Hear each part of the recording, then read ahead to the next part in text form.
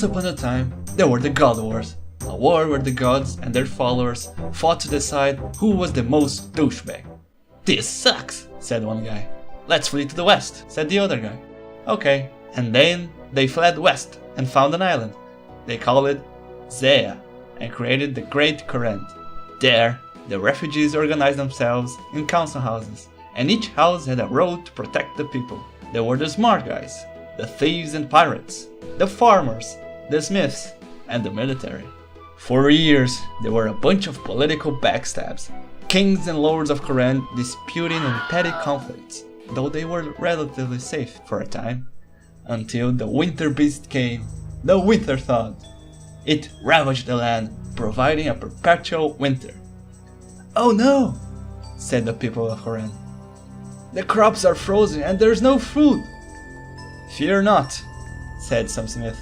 "I've got a plan." And then they built a prison to contain the beast, which turned out to be a really nice fire making XP. Time passes.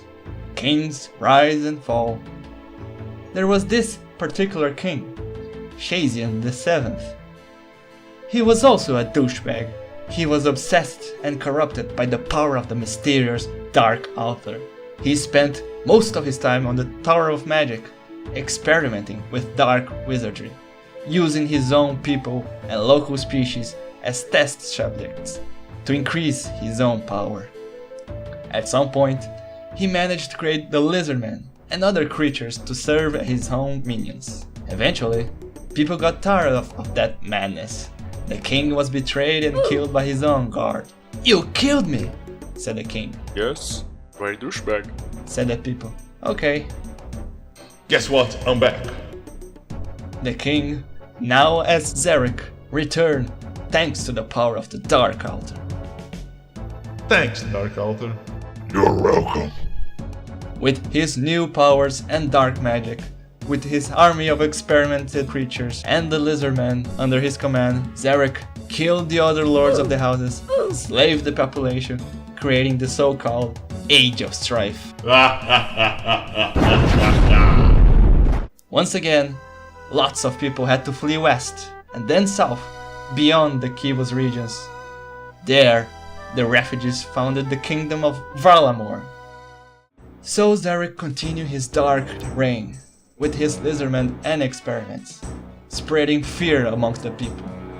Powered by the Dark Author, he kept his experiments and evil deeds. That is, until one day, a farmer witnessed a child getting killed by a lizardman and decided that enough is enough. Motivated by this tragedy and by rage, he inspired the people to fight Zarek back. His crimes cannot go unpunished. Zarek and his forces were caught by surprise. Zarek's servants were outnumbered and driven to the caves beneath Kourend and beyond the kingdom. During the revolt, the temple surrounding the Dark Altar was destroyed as well, weakening Zarek's power and forcing him into exile, traveling west to Mount Kidamorten, to his chambers. I'll be back.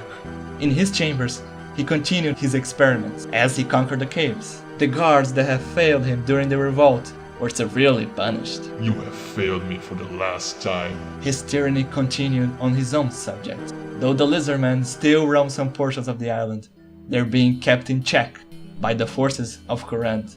Meanwhile, backstabs within the kingdom and with Valamor continue. More petty conflicts to achieve political power. At the present time, the Council of the Five Houses rule now the Republic of Kourend. The throne seat is empty, but the land is in a relatively peace. Despite all, Zarek's schemes continue. He sets one brave adventure to gather information about the houses, and more importantly, his precious Dark Altar. What will happen next? Will Zarek achieve his former power? Will the people of Kourend suffer more tragedies? Or the throne of Kourend is too small to satisfy his ambitions? To be continued.